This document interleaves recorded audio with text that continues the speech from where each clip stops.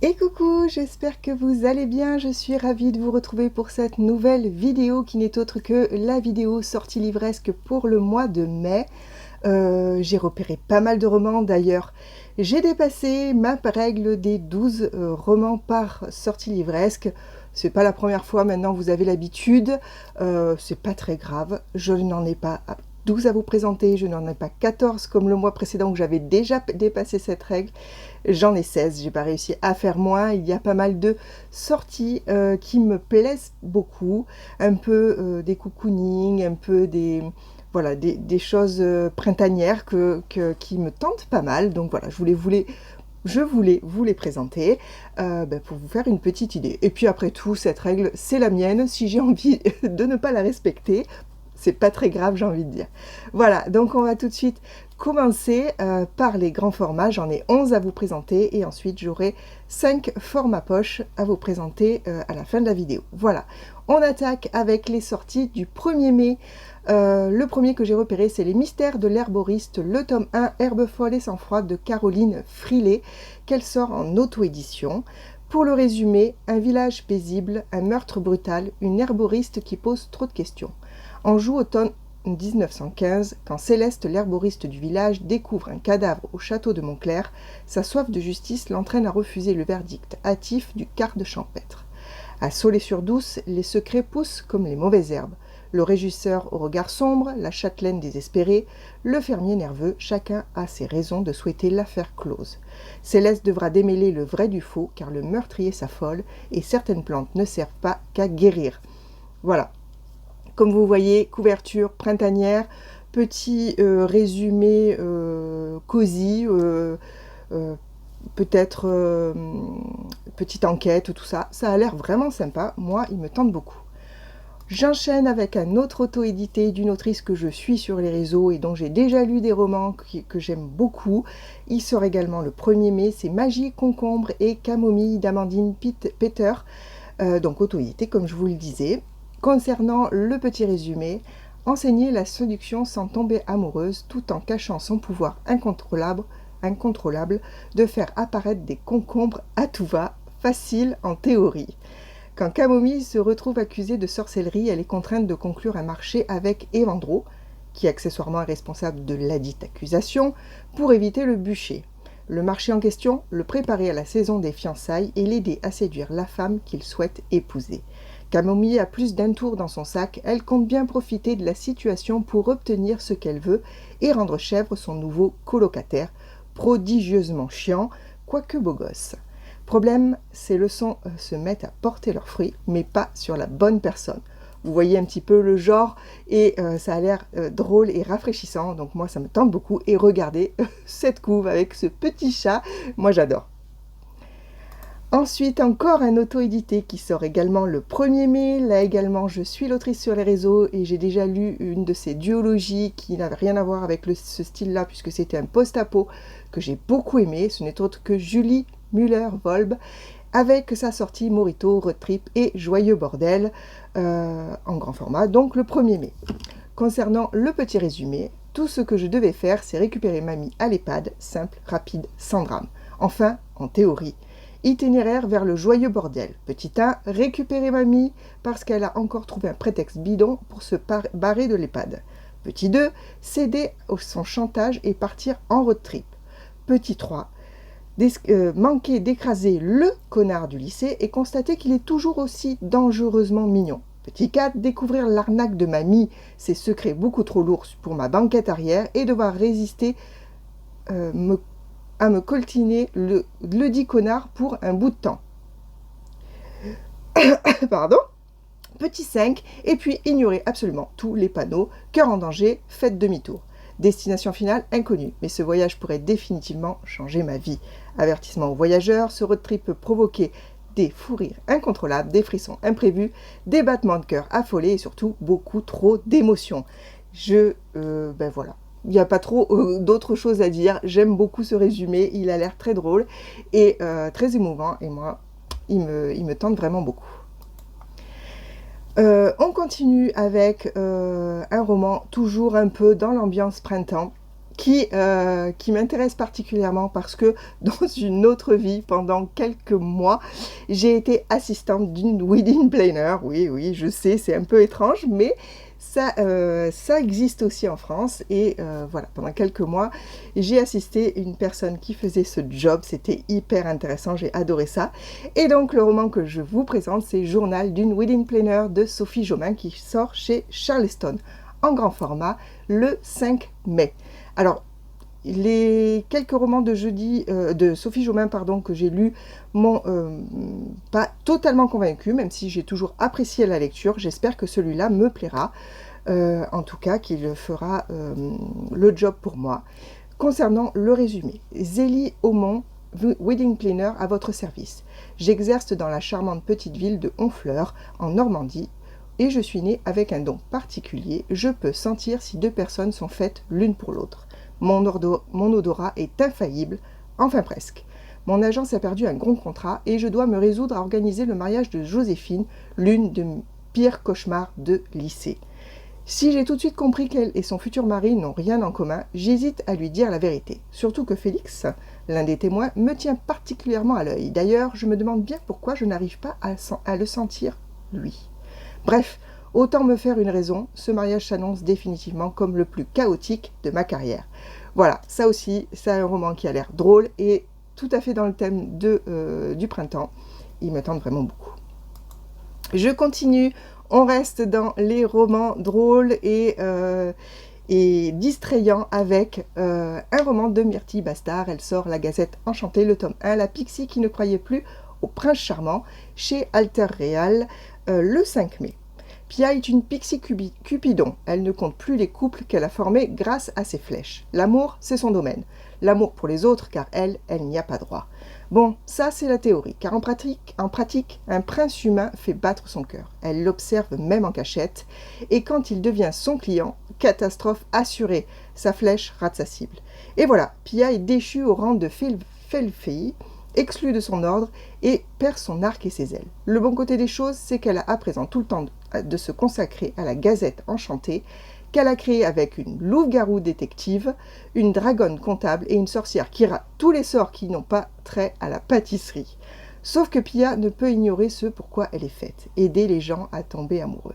Poussée par ses amis, elle se lance dans une folle aventure, devenir consultante en relations amoureuses. Même si ça signifie jongler avec ses clients, gérer une sirène insupportable, son chat ailé caractériel et le planning éditorial de la Gazette. Et son prince dans tout ça, il ne manquerait plus qu'il débarque dans sa vie. Improbable, pas vrai, improbable, mais... Voilà, ça aussi, ça a l'air d'être très drôle et très divertissant et j'ai vraiment hâte de le découvrir celui-ci. Enfin, je pense que déjà les 4 premiers... difficile de pas les 5 premiers, de pas les faire rentrer dans ma palle. Ensuite, encore un roman, je pense, tout doux avec Les plats de notre grand-mère de Kim Ji-young qui sort chez Nami le 5 mai. Voilà, on est encore sur quelque chose de tout doux, je pense. Propriétaire de l'échoppe Mana Dochirak à Séoul, Gumnam met tout son cœur dans la confection de paniers repas pour ses clients. Sa signature, des petits mots réconfortants cachés sous une généreuse portion de riz avec double ration de viande marinée. Depuis des années, l'excentrique septuagénaire accueille avec bonne humeur et fantaisie les habitants les plus étonnants du quartier. Mais quelle n'est pas sa surprise le jour où elle découvre un nouveau-né à la porte de son restaurant. La mère de l'enfant a-t-elle lu un de ces messages souhaitant la bienvenue à tous ceux qui veulent manger à leur faim? En éternel optimiste, Gumnam décide de prendre soin de la petite le temps que sa mère vienne la récupérer. Car elle en est persuadée, celle-ci ne peut pas se cacher bien loin et a juste besoin d'une épaule sur laquelle s'appuyer. Voilà, quelque chose encore de tout doux, de plein d'émotions et peut-être que c'est ce que j'ai besoin en ce moment, c'est pour ça que ces romans m'ont fait de l'œil dans les sorties du mois de mai. On change complètement de registre là, par contre, on abandonne le tout doux, on abandonne le cosy avec Culpa Tua de Jo Furnis qui sort chez Hugo dans leur sélection Impact, c'est pas ce que je veux dire mais je ne trouve pas le mot, enfin bref, Hugo Impact, le 6 mai. C'est chacun pour soi. Lundi 15h, Emily Smith est convoquée en urgence à l'école de sa fille, le Saint Collège, l'école la plus ambitieuse d'Angleterre. Elle se retrouve ainsi, sans plus d'explications, parmi d'autres parents qui, comme elle, oscillent encore entre l'agacement et l'inquiétude quand leur directeur leur annonce l'inimaginable: le bus qui transportait l'équipe de natation dont fait partie Olivia n'est jamais revenu de la compétition du matin. La police ignore où il se trouve et la politique « pas de téléphone de l'école » signifie qu'aucun des enfants n'est joignable. Alors que le temps passe et que la peur infuse comme un venin, les élèves comme les parents retranchés dans le collège vont réaliser peu à peu que le véritable danger vient évidemment du ravisseur, mais aussi de quelqu'un de beaucoup plus proche. Voilà, alors très inquiétant. Et je sais pas, parce que vraiment il y avait tout un tas de sorties un peu thriller pendant le mois de mai, et celui-là, je ne sais pas, il m'a fait de l'œil, donc il a rejoint ma sélection. Ensuite, on repart un petit peu sur du doudou avec le dernier Virginie Grimaldi qui sort le 6 mai chez Flammarion et qui s'intitule D'autres printemps. Flora vient de voir son plus grand rêve s'effondrer. Pourtant, quand on l'appelle au chevet de sa grand-mère, elle envoie tout valser pour la retrouver. À son arrivée, Lynn, 90 printemps, a une requête des plus surprenantes. Flora doit l'arracher à l'hôpital pour la conduire dans un petit village de Toscane. Pourquoi là-bas? Personne ne lui connaît d'attache en Italie. Flora hésite, mais Lynn insiste, c'est sa dernière volonté. Alors au matin, elle fugue. Embarquée dans un road trip insolite, Flora ignore la vraie raison de ce voyage et l'ampleur du secret qu'elle s'apprête à découvrir. L'une roule vers son passé, l'autre vers son avenir. Grand-mère et petite-fille ont des choses à se dire. Elles n'imaginent rien de ce qui les attend au bout du chemin, là où l'histoire a commencé. Voilà, vous connaissez certainement Virginie Grimaldi, et si vous ne la connaissez pas, tous ces romans sont très très émouvants. Et du coup, on est encore un petit peu dans le même esprit que celui de Julie Müller-Volb. Voilà, on emmène grand-mère en road trip, et je sais pas, je trouve ça très très chou, et voilà, ça me tente beaucoup. On part ensuite sur un roman encore asiatique. Alors je sais, j'aime bien lire des romans asiatiques de temps en temps. Il y a un petit peu ce côté développement personnel toujours, ou voilà, ce côté plein d'espoir, rafraîchissant et tout. Et j'en ai repéré un autre qui me fait beaucoup penser au bazar de Kumi, je crois, enfin, j'ai plus le nom, que j'avais vraiment beaucoup aimé. Celui-ci s'intitule Le bureau de poste de l'allée nocturne de Iyoko Kurizu chez Hauteville, qui sort donc le 6 mai, en grand format. Regret amoureux, amis perdus de vue, postez une lettre à la poste du crépuscule et vos soucis disparaîtront. Quand vient le soir, les lanternes s'allument dans l'allée nocturne et attirent les âmes en peine. Situées à la frontière entre le monde réel et l'au-delà, les boutiques d'un autre temps sont toutes tenues par des esprits expiègles. La poste du crépuscule est unique en son genre. Suigutsu y est facteur depuis, il ne saurait dire, mais chaque jour, il accueille des clients qui débarquent lettre en main et le cœur gros. Ici, il est possible d'envoyer une lettre à n'importe qui, n'importe quand, que ce soit dans le passé, dans le présent ou même dans le futur. Bien sûr, il y a quelques règles à respecter, mais cela devrait passer comme une lettre à la poste. Voilà, vous voyez un peu le genre, et ça, j'ai très très envie de le découvrir, il me tente vraiment beaucoup. Encore beaucoup de belles sorties sur ce mois de mai. Ah, le suivant aussi, rien que la couve m'a attiré l'œil, et je sais pas, il me tente aussi beaucoup, c'est Malfaisante de Molly O'Neill qui sort chez Sabran le 7 mai.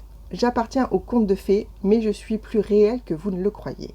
Sous les eaux tranquilles d'un lac anglais habite un monstre aux dents affûtées comme des lames de rasoir qui alimentent les légendes locales depuis des générations.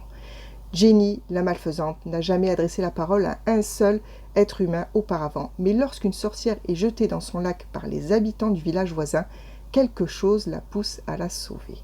Et justement, Tempérance ne sait pas pourquoi ses proches se sont soudainement retournés contre elle, mais elle a l'intuition que leur nouveau pasteur y est pour quelque chose.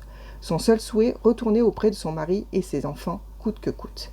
Le mal qui menace le foyer de Tempérance et le lac de Jenny les pousse à s'unir malgré leurs différences. Une quête mêlant merveilleux et humour les attend, dont l'enjeu pourrait leur révéler l'un des secrets les mieux gardés de Grande-Bretagne. C'est très mystérieux et c'est très tentant. On passe ensuite avec le premier SF que j'ai repéré dans cette sélection du mois de mai en grand format. Je crois que c'est même le seul et je crois même que c'est le dernier grand format que je vous présente. C'est le Chant des machines de Néphélie Thomas qui sort chez Big Bang le 13 mai. Comment garder son humanité quand les machines ont pris le contrôle? Après avoir causé la chute de la civilisation humaine, les défaillants, des robots humanoïdes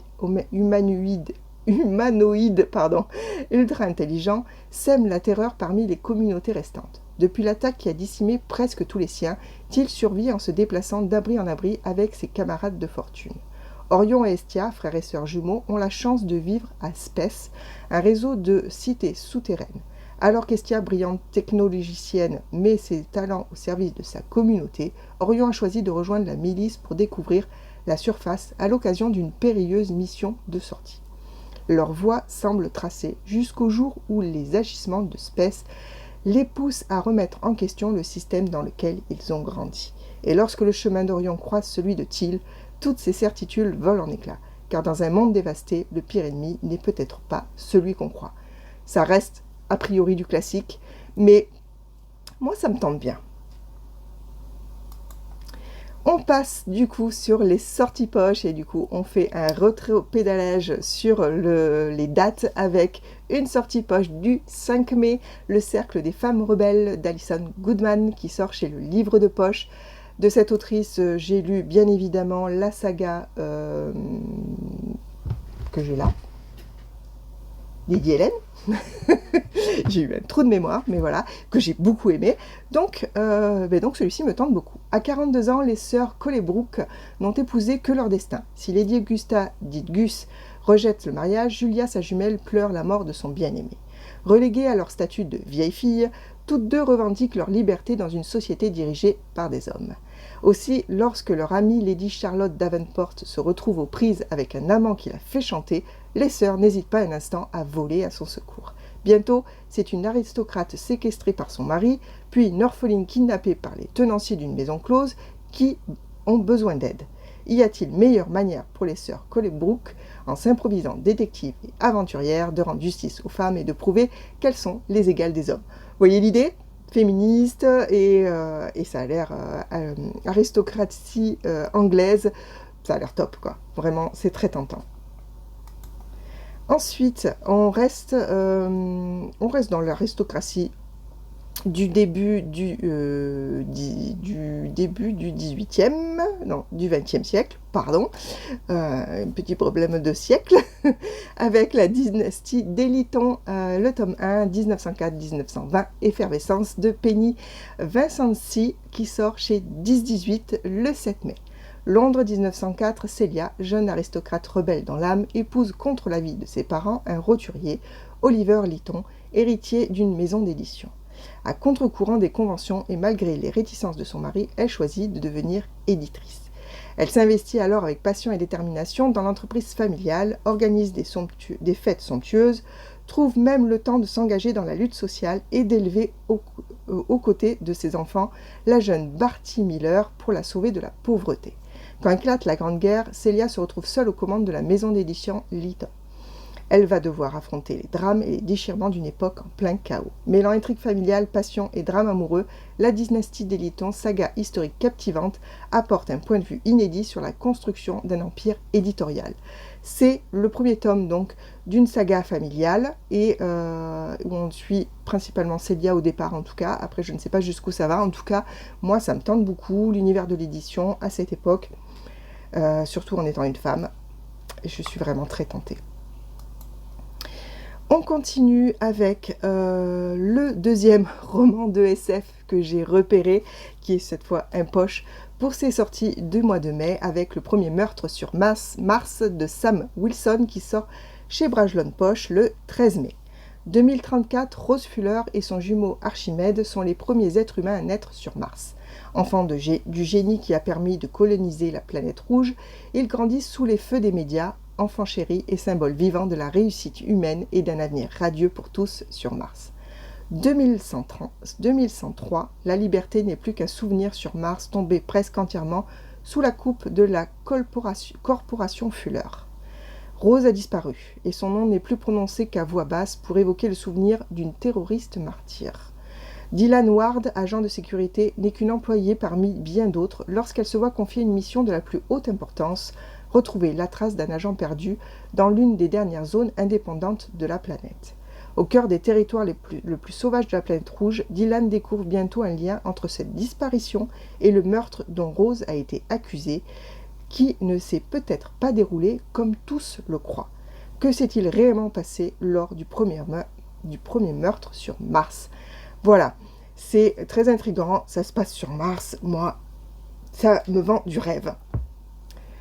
On arrive bientôt à la fin avec l'avant-dernier roman que je vais vous présenter, qui n'est autre qu'Abyss, le tome 1 de C.S. Quill, qui sort chez Hugo Poche le 20 mai.